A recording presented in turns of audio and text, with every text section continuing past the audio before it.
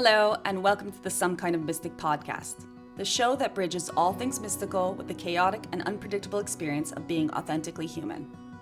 I'm your host, Jessie Herman, life coach, energy healer, artist, mother, and channel for the non-physical entity group Vagrein. In other words, I'm some kind of mystic, and so are you. Today, I'm super excited to be able to bring to you this interview with my special guest, Teagan. I've known Teagan for some time now. We've worked together both in my Magical Universe coaching package, as well as in channelings with Vagrein. And I have to say, she is one of my favorite people to interact with because she is always giving me fantastic feedback on the work that I'm putting out into the world, and we really bounce off one another. Teagan today will be talking to you about herself, and I have titled this episode Inner Blessings after her Instagram profile, where she shares regularly. Teagan is passionate about sharing the power of finding peace in the present moment. She has the joy of playing many roles in her life experience, including mother, wife, teacher, Reiki Practitioner, ceremony and meditation facilitator, and Life Enthusiast. She shares messages on self-love and acceptance, the importance of gratitude, unity consciousness, and present moment awareness. Teagan currently offers energy alchemy sessions, group meditations, tea talks, and new full moon ceremonies, mostly to our local community in New South Wales, Australia. But she is always sharing messages on her Instagram page and has some broader offerings in creation currently that can be accessed by other selves all over the world. Teagan believes that our awakening process is a journey that unravels over the entirety of our human experience. In her case, her awakening was after she had her first Reiki session, and it changed her life enormously. Please make sure to listen all the way to the very end of this episode, where Teagan shares a fun fact about clownfish with us that she normally reserves for entertaining people at parties. Please enjoy this fantastic conversation with Teagan Hoper on Inner Blessings. So hello, Teagan, and welcome to the Some Kind of Mystic podcast. Thank you so much for being here with us and for giving us your time, your wisdom, your energy. How are you doing? I'm good. Thank you so much for having me, Jessie. I'm really excited to be here. Wonderful, wonderful. It's super exciting to have you.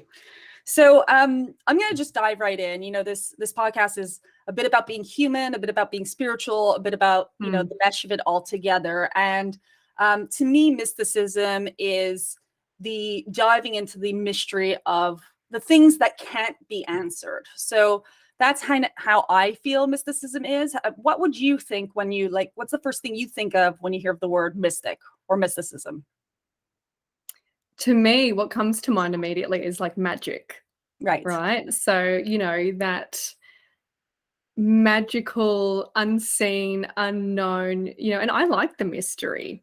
I actually shared something today about that where, I was talking about, for me personally, I don't need the science or the evidence or the studies to guide me or to tell me what feels good.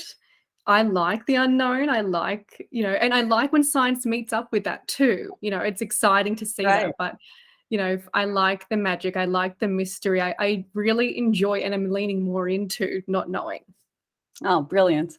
So talking about the magic and the mystery and the unknown and mysticism in general, you can't help but not talk about spirituality. And I know that you are quite involved with what could be considered spirituality. I mean, everyone's is different. So can you tell us a little bit about your story and how you come to meet with these topics?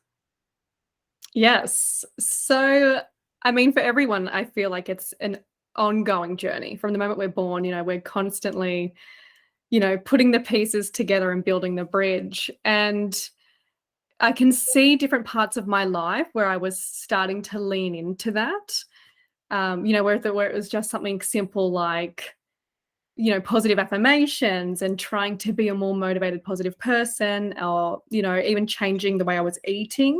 I think that ties into it too. And I began going to this group meditation back in 2016. My mum invited me along, and at the time I was like, oh yeah, I guess this is something that I'd started hearing a bit about meditation, and I thought it might be something that would be beneficial to me. And so I joined, and they also the facilitator also had crystal singing bowls as well, which is something I'd never experienced before, and I thought was really cool. And, you know, those meditations were really powerful, and I found them really just relaxing and freeing. And through that, I then, again, I have my mum to thank. She booked me a Reiki session. Um, and the pivotal moment for me in that, like, what, you know, what we consider to be awakening, where we have that realization of, um, I am one with this source of all things, you know, that realization of who we are in truth. That was that Reiki session for me. It's like the moment after having that session, I walked outside and the sky had never been so blue and Right. the grass had never been so green, and nothing had ever felt so clear in my entire life until that point. Right. And it just shifted so much for me. And that was, yeah, that was in 2016. And then I started, you know, exploring more with, you know, more like books like Conversations with God by Neil Donald Walsh, and Heal Your Life by Louise Hay, and Law of Attraction stuff, you know, with Abraham and Esther Hicks. And, you know, that's really where my journey started back in 2016. And for me, it was that energy therapy that was really powerful and shifted things dramatically. That's wonderful. And I believe that you've become a Reiki practitioner yourself in the interim. Can you tell Yes, us I about that? have. Yeah. Yeah, yeah. So I did my Reiki certification in 2018, Mhm. and purely because, like I said, you know, for me there was so much value in it. Sure. And yeah, it was a really powerful modality for healing, for just coming back home to self. And so I did that, and yeah, I now have the pleasure of offering that as part of my my services of what I can offer. Yeah. Oh, that's wonderful. That's wonderful. And bringing it back to sort of the human aspect, how did your human life change after that experience? Mm. It was actually funny, and I think you can go many different ways. Like, you know, when you talk to people about their awakening, because for some people it's so gradual, it's almost unnoticeable. For other people, it's really like instantaneous. And for me, it was a really instant shift. And I was one of those people who I was like, oh my gosh, like this is the truth, right? Okay. And and how do people not know about this? And you know, I was just so overwhelmed and had such a positive experience. I was like, you know, I probably went on the lens of everyone needs to know about this. Okay. Like, you know, so that was probably my one of the things that was also a challenge for me, right? Because then I wanted to share it with everyone, and I was like, guys, like you can be living your life feeling so good. You know, I felt happy every day. It was a Yeah. really beautiful awakening for me. But, you know, through that, I also had the experience of really realizing that not everyone was on the same page, right? Right. You know, not everyone was ready for that journey, or not even that journey, but not necessarily ready for that path. We all find our own, you know, level of awakening through different paths.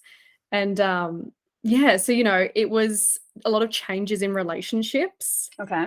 Um, and I think too, a big part of the beginning of that journey for me was learning more about self-love and self-acceptance. I think that's a really powerful tool, which I mean, I know that you really advocate for Yeah. um, Yeah.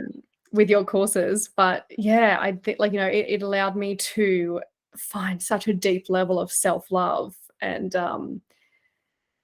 yeah, I mean, like I definitely was experiencing like so much anxiety, and even like I would say depression and things like that pre my Okay. experience, my awakening. And yeah, it just opened my eyes to a whole new way of seeing things, and a whole new level of you know, internal power, that realization. And so it definitely had its pros and cons, you know what I mean? Or I should say it's gifts, opportunities, challenges, all those Okay. things. Yeah. So you would say that the relational challenges and the sort of maybe resistance that you met in other people is what led you onto your journey of self-love as well in some ways? Yeah, and well, and I think, like, for me, the reason, you know, I was doing so much Reiki and things like that was it was a lot of past trauma healing, right? Okay. You know, I'd experienced quite a bit of trauma in my childhood, in my early life, and you know, it gave me that avenue to really heal those spaces that I hadn't had before. Okay. And once I was able to realize too where a lot of those limiting beliefs were coming from and what those limiting beliefs were, the avenue of self-love and self-acceptance seemed like it made sense, you Right. know. Yeah. That's wonderful. So, I know you're a parent.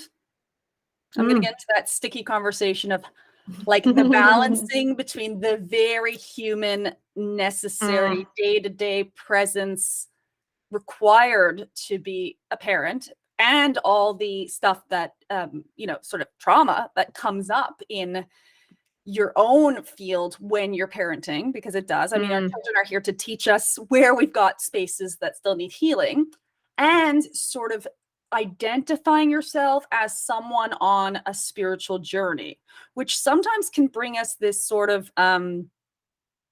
you know, uh, like a conflict or a paradox between like, I'm supposed to be all spiritual and perfect, and yet like I'm screaming at my kids because there's 3 Cheerios on the floor. So I know you have firsthand experience of that. I do as well. So I Mm. know that our listeners, a lot of them are in the same situation, because, I also think parenting is spirituality, but, Mm. it's not always, smooth sailing. So I'd love to hear how you balance that and your challenges that you come across and things that you feel that people can learn from your experiences, also of, not getting it right or getting it right.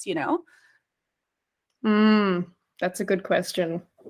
It's the tough You one. know, Yeah, it's sticky. there's a Wayne Dyer quote that I love, and he says, "Before having children, I had 8 theories on how to raise children. Now I have 8 children, and I have no theories." And I really love that because, I mean, it's one of the greatest practices of presence, having children, because you are constantly called back to the present moment and surrender. Like, um, I mean, my whole experience, like every aspect of the human experience is spiritual. Mhm. So, parenting, even in the moments where I'm not being the preferable version of myself, that's my part of my spiritual practice, right? Like that's what I came here to learn, to expand through. Whatever's happening with my kids, it's always, everything is an opportunity and everything is a gift. So that's how I face each moment with my children. And one thing I'm able to give to others, for example, through the offerings that I have or through my services, is to hold space of deep love and compassion. But I can only do that for others if I'm doing that for myself. Mhm. So, when I have those moments with my children where I might not behave in the way that I think I should to be able to have that compassion for myself and to grow through those experiences with my children, not separate from them, Yeah. is really powerful. Even in the early, like, those kind of really early days of because my children are still quite young. Mhm. um but in the early days, I always had this idea that I'm like, it's separate. So like, I need to do my spiritual practices, I need to go and meditate, I need to go and do yoga, I need to go and do X, Y, and Z by myself because that's my spiritual practice. And then these are my children, and this is how I parent my children. And I was like, wait a minute. It's all one, it's all, me being spiritual isn't just in those moments, it's with my kids as well. And so getting to incorporate them into the practices and still valuing my own time and my own space, because it is really important to me to have that time to myself and to have that stillness and that silence, but immersing them as as a part of it and not seeing them as separate from it. So we do things together, like, you know and this was it was a beautiful gift that, for example, I'd like to wake up early in the morning and I like to just have, a hot drink to myself and watch the sunrise and just be by myself and, really center myself for the day. And with children, that looks different. And at one point in time, I used to get frustrated and be like, now they're joining me and like, you just go on that momentum of frustration. And it's like, okay, this is what is in front of me right now. And Right. wherever I am is where I'm meant to be. Yeah. So if my children are here, what does that look like? And how can I flow with this? And because presence is so important to me. So what is being asked of me or what am I being invited into in this moment? And so, then it just changes what, whatever our practices are or whatever we're doing that we believe to be spiritual, it just evolves because it's not separate from our kids. They're a part of it and we're learning through each other. Yeah.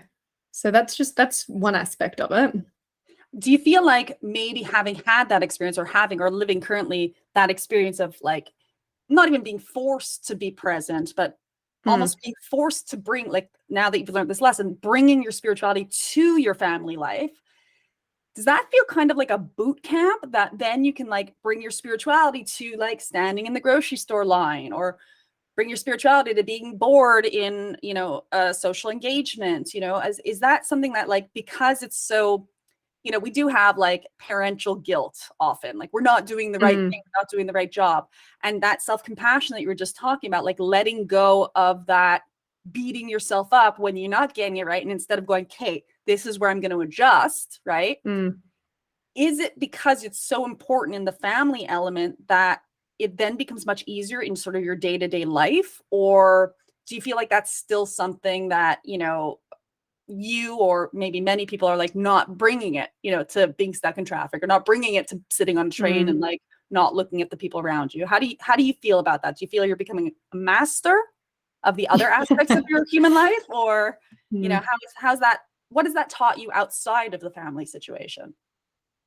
Yeah, I really resonate with what you're saying because, I had that same realization recently that it's so easy for me to be a master of peace and presence and love and, gratitude and all those things when I'm by myself and enjoying like nature and, all those things. But when I go to a space that's perhaps not my preference, but is what I'm choosing, that's the real challenge or that's the real test, right?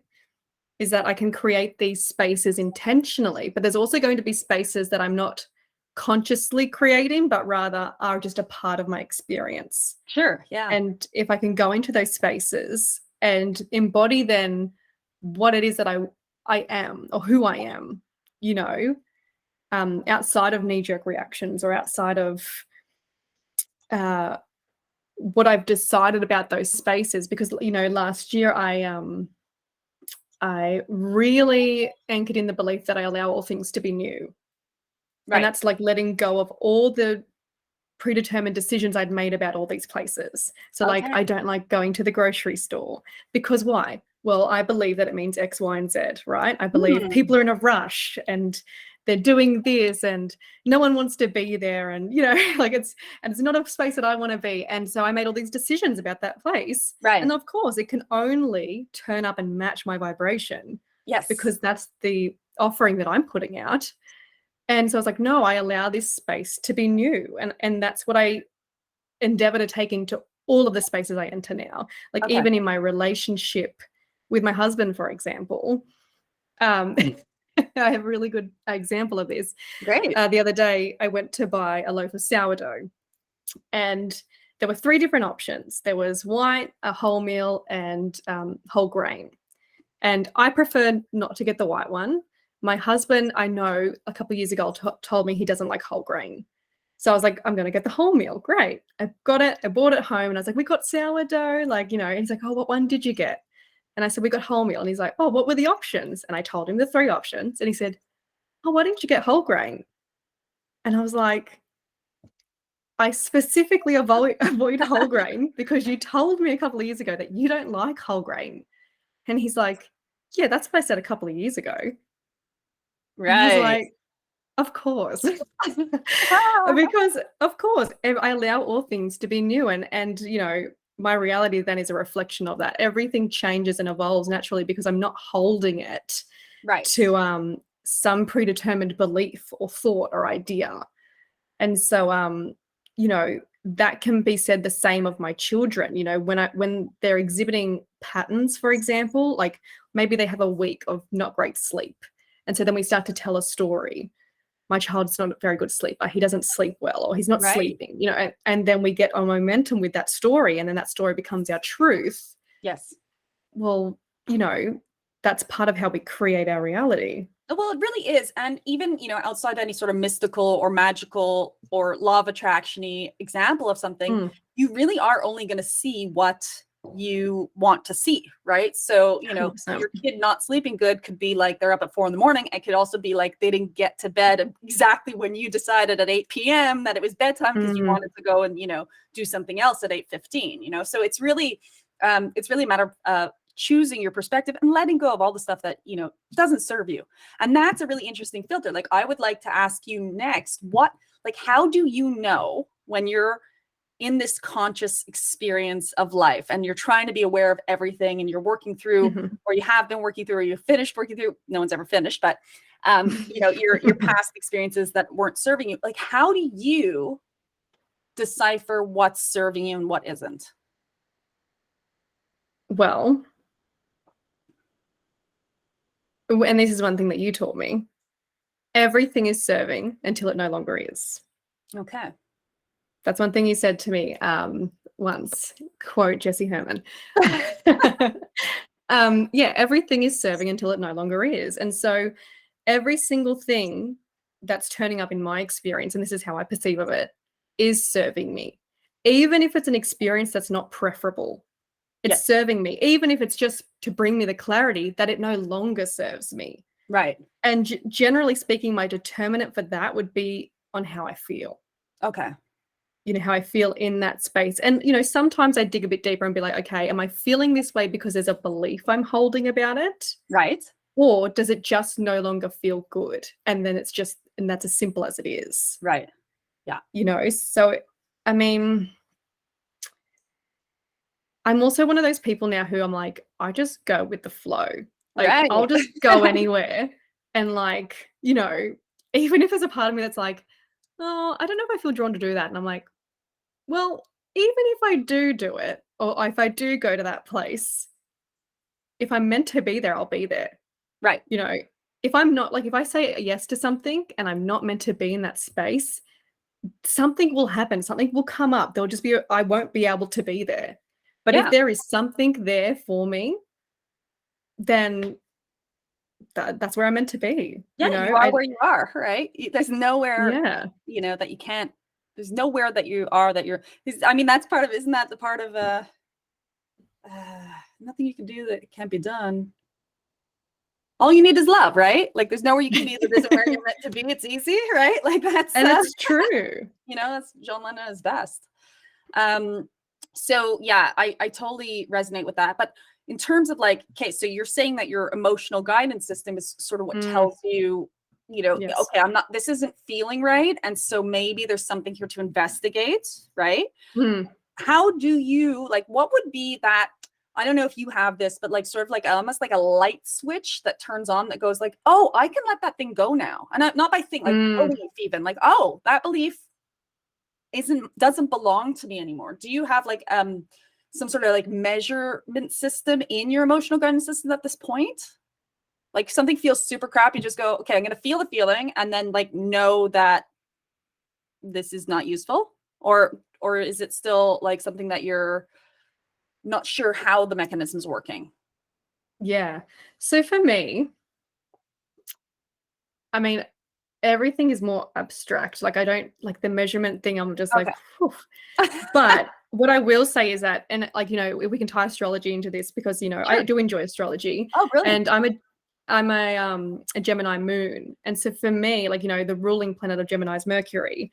And I do process emotions very mentally and through communication. And I have found that when I have like like, you know, because I talk to myself a lot and and I really think through processes in my head. And when I have the realization of what the underlying belief is, or why I'm doing something the way that I'm doing it, or like what the limitation or the block is, when I have that realization, Yeah.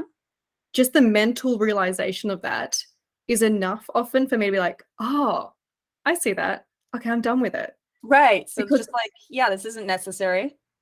yeah, where like other things might, like, other things I can have the realization, but if they involve like a more physical component, sometimes it can take me a little bit longer, Hmm. like working out or or Right. eating better. Yes. Yeah. This was my next question. Like, why do you think that we don't Mm, do the things that we know are good for us? I did an EFT mm, tapping on this a while back. Like, why is it that we hold on to the stories that we already have figured out don't serve us, and we don't take on that new identity? Like, can you pinpoint what it is about us as humans that we're like, no, I want to continue, mm, thinking about this thing that happened 15 years ago that actually doesn't affect me at all in this personal, present day, and makes me continue to suffer? Why is it we mhm, have so much trouble like letting go of what is just dragging us down, and like taking on those, whether it's a better diet or something that, for example, I know when I drink celery juice in the morning or a green smoothie, I feel fantastic after that. And yet yeah. I still wake up every day, and the first thing I do, and it takes the same amount of effort, is make myself a cup of coffee. Now, I'm not disparaging coffee, right? But I do know that my body is so much more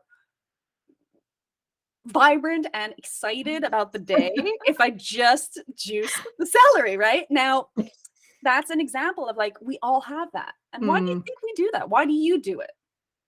I have multiple answers to this. Okay. But the first thing, so like you posed that question actually on Instagram, and it was, Yes. why do we do the things that we know don't serve or whatever? And my immediate answer, and this is just what came through me, was like the same reason we build to the orgasm. Okay. So can you You know, get into depth on that? Because that's exciting. Like, let us okay, know so more about like, what that means.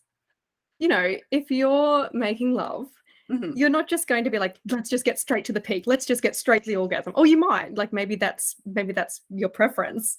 But it's so much more delicious to savor and to build, and even sometimes to put yourself through a little bit of that discomfort, because then the peak is just, so much more amazing. There Okay. was a point last year where I was like, I know that it serves me to meditate daily, but for some reason, I wasn't drawn to do it. And I went weeks without meditating. And I was like, I don't know why, because I know that it serves me, but I'm just not drawn to it. And I don't know why. And I just kept not meditating. And then the day that I finally meditated, I had the best I don't know if I can swear on this podcast. I had the best meditation. Like, it was just so delicious. And Right. I was like, wow. It was almost as if there was an aspect of me that was wanting to hold that back for the clarity of realizing how good meditation actually is. Nice. Right? Yeah. It's like, holding ourselves back so we can be like, oh, sometimes, well, I mean, often we learn through contrast, and that doesn't have to be pain and suffering, but to have the opposite of like experience, or to have the contrast, then to have the clarity of what is actually serving and what does actually feel good is really powerful. So Mm, that would be like one aspect that right. I would go down with that question. The other thing, and I'm going to come back to it again, is that everything is serving us until it's not. So even if we're doing the thing that we think is not serving, there is some way in which it is serving. Right. There is potentially some gold there still for us to mine, or, I can't be doing anything I'm not meant to be doing. And even if that is like not meditating for weeks, I'm like, there's a reason, there's a purpose. I don't need to know what that is right now. Yeah. I know that it serves me to move my body daily, or even, I know that it serves me to wake up with the sun, and sometimes I don't. And then I feel pretty crappy. I'm like, oh man, like sleeping in does not serve me. Right. And And you still do it. but then I still do it, and that's all right too. Yeah. You know, and that then like I just don't think there's any rush with anything. No. You know, and we can allow ourselves to build momentum and to organically or so naturally move into the things that feel good from a space of I'm doing this because I love it and because it feels good, not because I think I have to. You know, Right. not because I want to force myself. And there are times when divine discipline is really important and really beneficial. But I don't know, I just don't feel like there's any rush. I have my entire life to do everything that I want to do. And I could die tomorrow and I'm still okay with where I am right now. Like I'm not, you know, I didn't miss out on anything, you know? So yeah, that's just how do you feel about that? Like, why do you think it is? So like your first response was very similar to sort of what Vagrein has always said about like how we are here on this planet and we have all the answers, or we do have access to them because we do have access to universal consciousness. And yet we love that drama, you know, we love the drama of being the victim or the underdog or the failure or the rising to the success. And like, if you like really did follow your morning routine, or like, you know, you watch Instagram and there's like all these people like the, you know, the miracle morning routine, and like there's 10 things you have to do and your day is going to be stellar and you're going to be a millionaire and your relationships are going to be perfect if you just do these 10 things every morning and you try them out maybe and you're like, holy cow, this works, right? But if that were the case, like if it did work, and I'm sure it does because I have tried it out and I do know about the celery juice, but if it were the case and like tomorrow you could wake up and all your dreams would be fulfilled, like really all of them tomorrow, right? Without any effort whatsoever, I don't think it would be satisfactory. I don't think you'd feel good about it. I don't think you'd feel like, wow, this is wonderful and I'm so fulfilled. You would feel completely empty if tomorrow someone came and took away all your problems, because you wouldn't have the journey, right? If you woke up, I think you could make an amazing movie like this.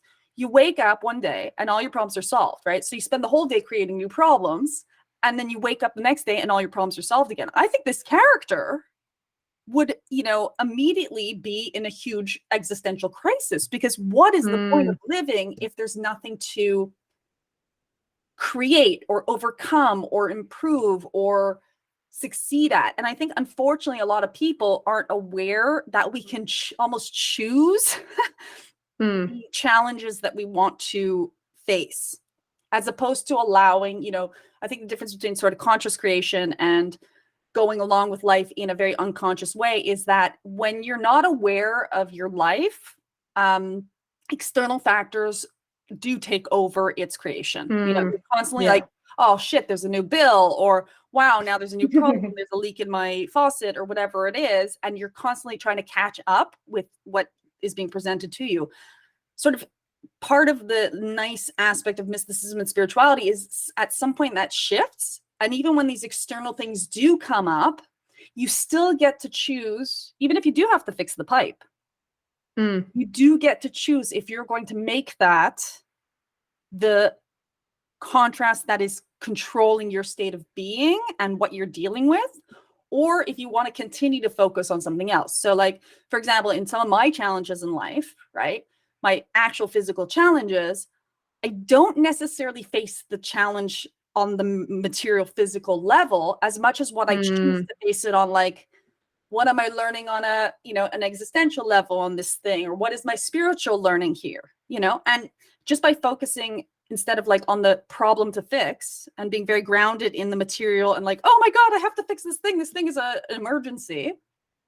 You zoom out and you go, what do I want to like create from this to overcome, or to use the details of this to bring more juice and flavor to things, you know, because you're gonna have problems. Everyone does, you know, that's what it is. But like what I think that you're saying, if you choose to create your own problems by not drinking, you know, celery juice in the morning, that's a pretty chill problem to have, you know, compared to like, you know, the majority of this planet, unfortunately, in very physical crisis, you know. So maybe sort of when you're a little bit privileged, and I'm not talking about like sort of even financially or, you know, locally, but privileged in that you have the ability to choose what to stress about or worry about.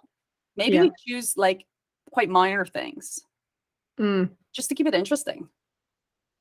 I really like the way you articulated that, Jessie, because I really resonate in that, you know, people used to say to me, "Oh, so what have you been up to? Or what have you been doing?" And like I might not have seen them for months, and I'm like, "Well, physically, like nothing, Yes. but like mentally, emotionally, and spiritually, everything." Like, you Yes. know what I mean? I have processed so many things, and I have changed so many beliefs, and I have, you know, because for me, all of the work is internal. Yeah.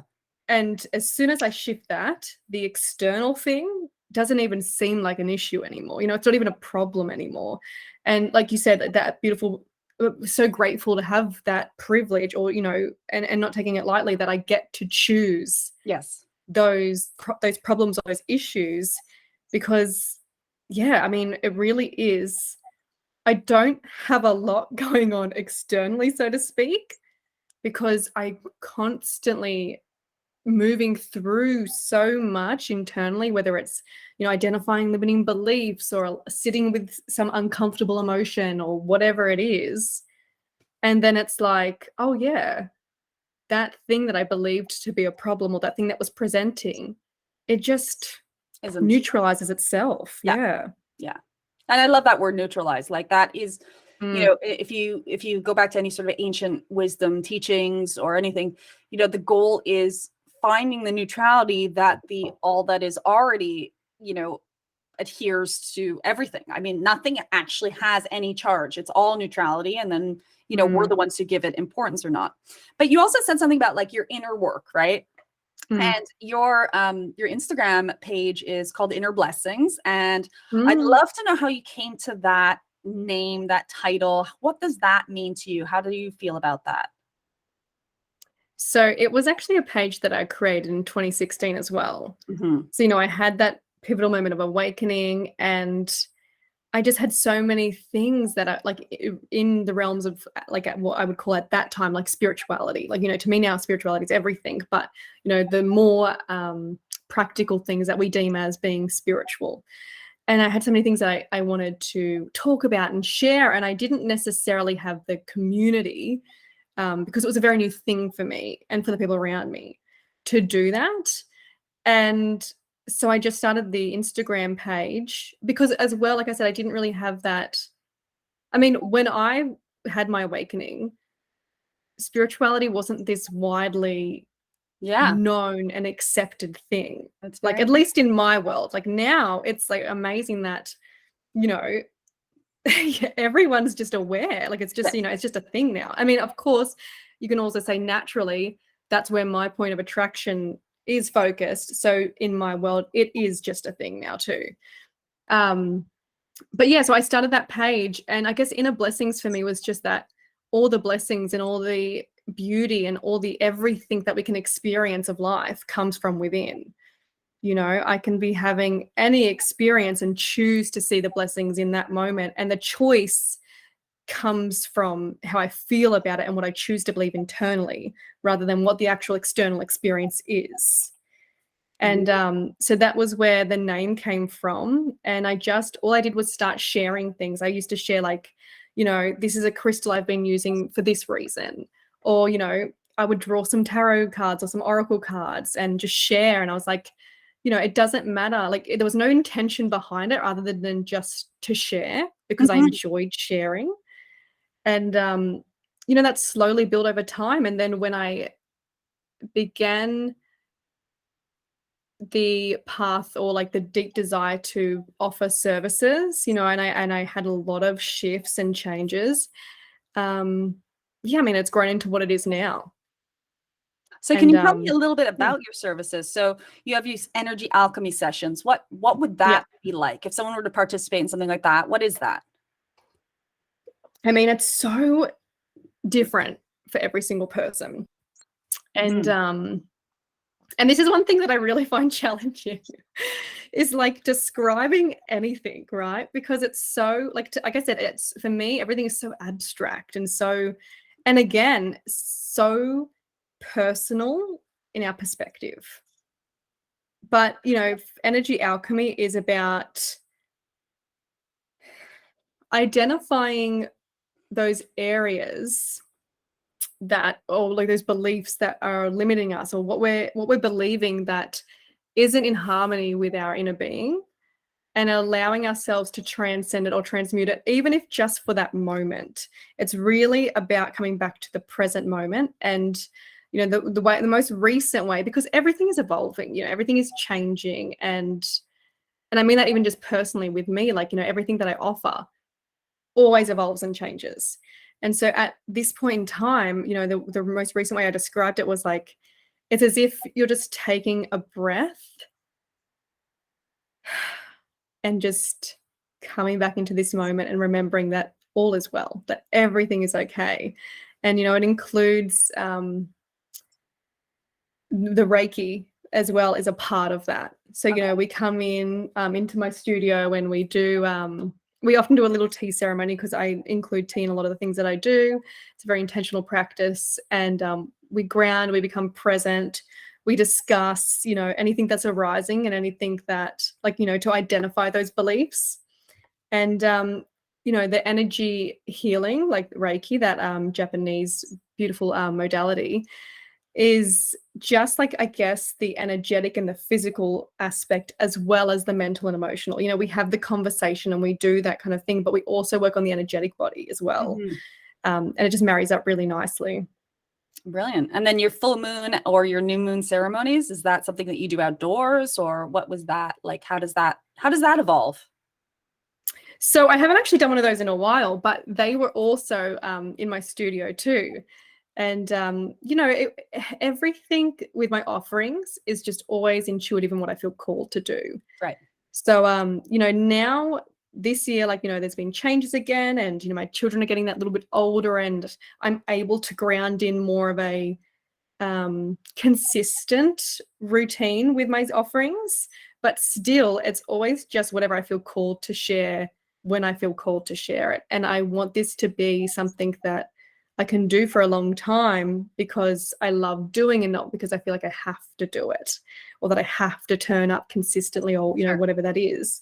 So, yeah, I was doing new moon and full moon ceremonies just whenever it felt organic to do so last year, and hold that space. And we would gather as a group, and it would include meditation and beautiful, like, nourishing food, and whatever practice was relevant for the moon cycle we were doing. So if it was a full moon, it'd be a lot about releasing and, you know, expressing gratitude. And if it was a new moon ceremony, it would be a lot about setting intentions. But again, I still don't really let the parameters of, you know, this thing means this thing to hold me back from doing what feels right intuitively. Right. Like, you know, to say that, like, oh, well, then the new moon is a good time for doing these specific practices. Well, yes, that is true, and that's a great guide. But if I'm feeling really called to do something that's not those things, I'm not going to ignore my intuition, Yes, or what's flowing through me, to keep strictly to that set of rules, if that makes sense. yeah, sure. It's not necessarily needing structure when it has flow. You know, that makes perfect sense. That makes perfect sense. So what is important to Teagan? Oh my gosh. What is important to me? So many things.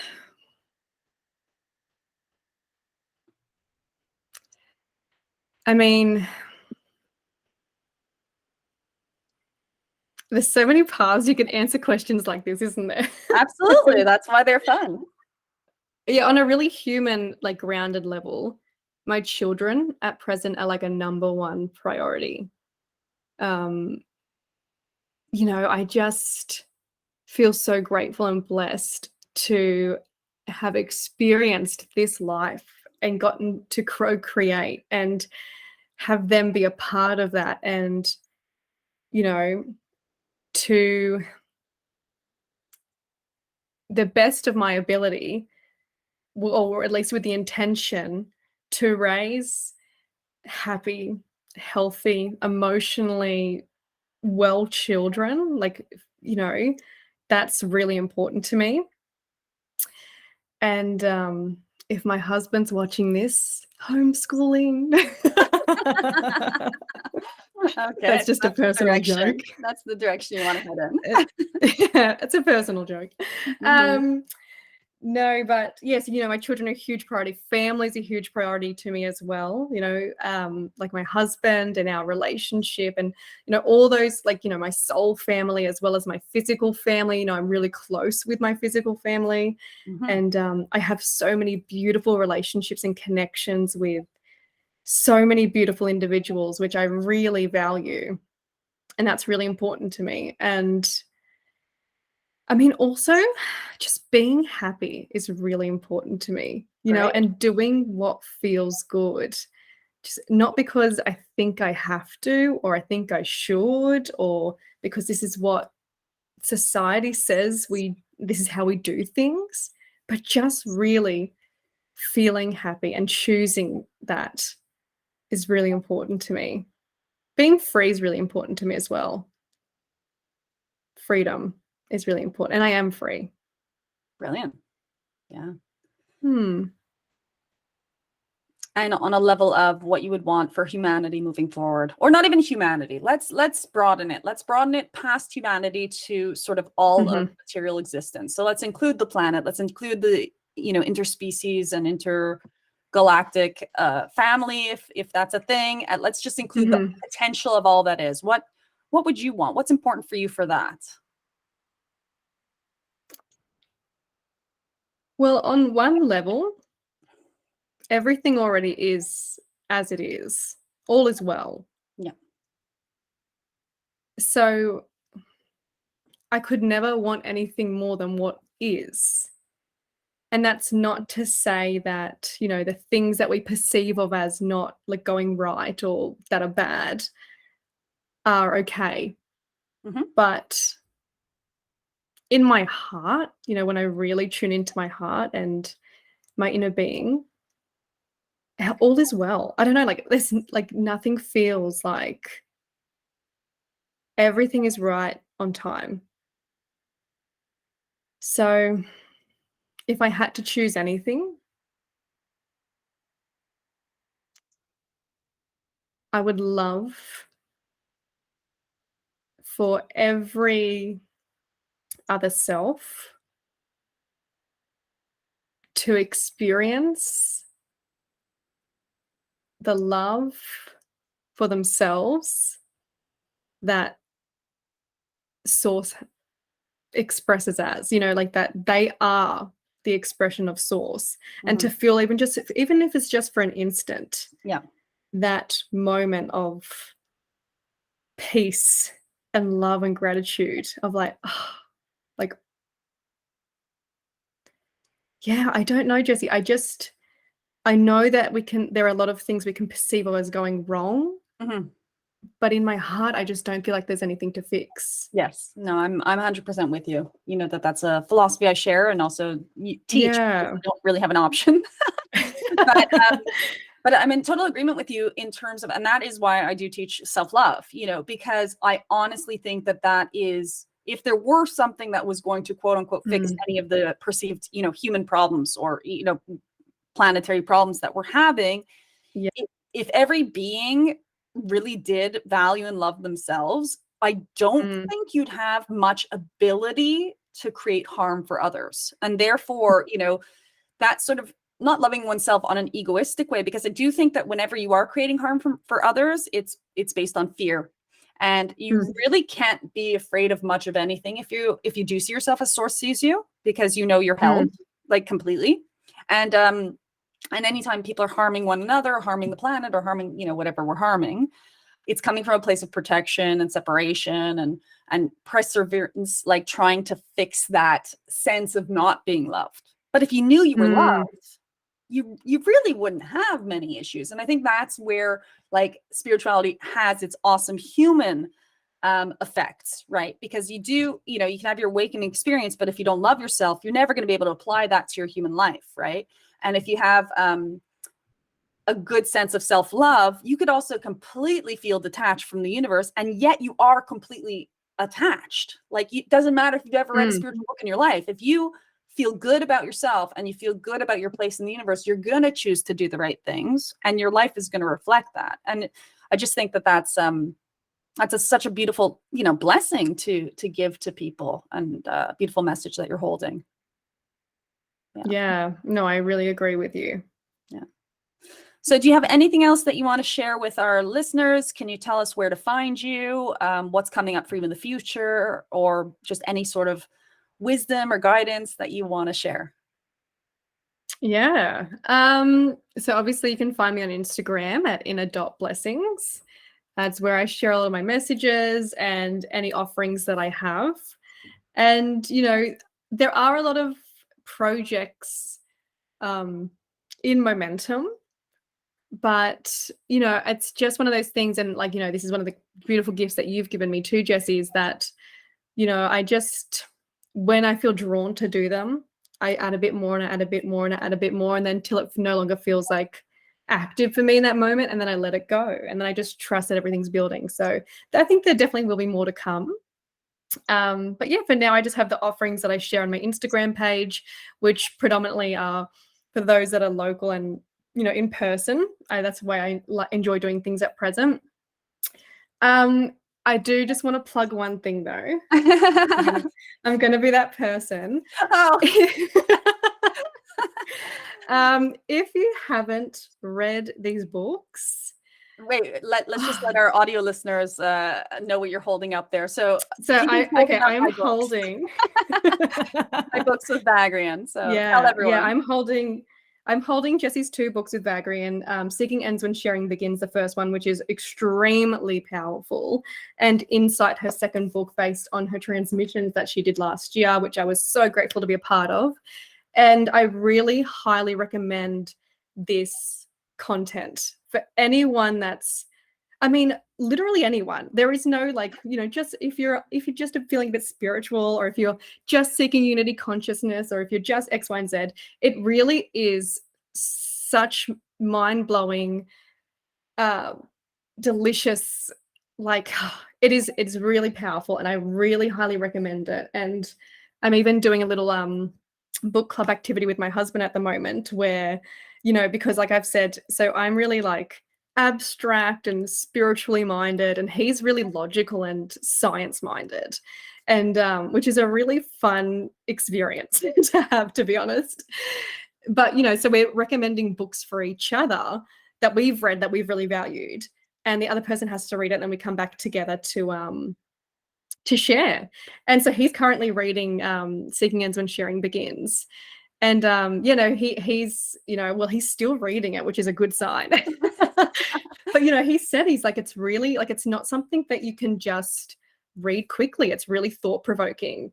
And it really is. It took me many months to read it, but I'm also a person who likes to really take in what I'm reading. Sure. And it's really powerful stuff. My friend, like 2 years ago, I think it was, when she first heard of some Vagrein stuff, she was like, Teagan, Vagrein, when I read their stuff or listen to the stuff, it's like your soul language. And I'm like, yeah, they absolutely speak my language. I'm deeply in resonance with their message. So I would really, that's what I would push at the moment. If I could plug anything, yeah, follow me on Instagram if you feel like it. And I've got beautiful things to share, and I really value what I share. And I think that also getting Jessie's books is another great avenue. Well, thank you for that generous advertising. You saved me the time of recording call to action at the end of this, because everyone now who's listening to this can know what their next step is to do. But I do wish that they do follow you on Inner Blessings, because I do believe that you are going to have a lot of stuff coming up and coming out in the future. And I know what you were describing about your work process has very much to do with the fact that you are a manifesting generator, and that you have released yourself into allowing yourself to be passionate about multidisciplinary directions without having to put yourself in a box. And that is so healthy for you. And that allows you also to use your amazing abundant energy to then bring things that are called through you from the galactic universe and consciousness itself, that are in service to others. So thank you so much for sharing all of your gifts. Thank you so much for sharing all of your wisdom, your time here in this interview, and your beautiful energy. And thanks so much for coming on the show. Thank you so much for having me, Jessie. It's our pleasure. Thank you. Thank you so much for listening to this episode of the Some Kind of Mystic podcast. If you're hearing this message, you've listened all the way to the end of this episode, and for that, I thank you from the bottom of my heart. It's people just like you that keep me motivated to bring you more and more enlightened content to the world. If you have any questions about the things we covered in the show or would like to follow my projects, please find me on www.jpherman.com. I answer all my messages, so don't hesitate to reach out. You can also find me on Instagram, and the details are in the show notes. So I have this really fun sea creature fact, and I used to use it at parties as like an icebreaker, or when things got really awkward and everyone was just kind of standing there, I'd just whip it out. So did you know that clownfish can actually change their sex, their gender? In a pack of clownfish, the dominant clownfish is a female, and she's the dominant one, but sometimes the mother or the dominant female clownfish will leave the pack and she'll go. And when she does that, the partnering male changes his gender to become a female so that they still have the dominant, like, female clownfish. I bet you any money now, though. Someone who knows something about sea creatures is going to come and be like, actually, that's inaccurate. I heard that fact on a boat trip to the Great Barrier Reef. Thank you very much. So I'm going to take the word of the instructor. Okay, well, then I'm going to take this opportunity to invite our listeners, if they've listened this far into the episode because perhaps they forgot to turn off their app or whatever, this little nugget at the end of this episode. If you are a sea creature expert and you have found that this is not true, feel free to contact Teagan at her Instagram account, Inner Blessings, and to please tell her that this is not true. Yeah. Or if alternately it is true and you know this for a fact, please also contact Teagan or myself, leave a comment on this podcast episode, and maybe I should ask all my guests for fun facts at the end of the episode, and I think that's a great idea. I think it's a great thing to do too. Yes, wonderful. So again, thanks so much for being here with us, and thank you. Stay tuned for the next episode.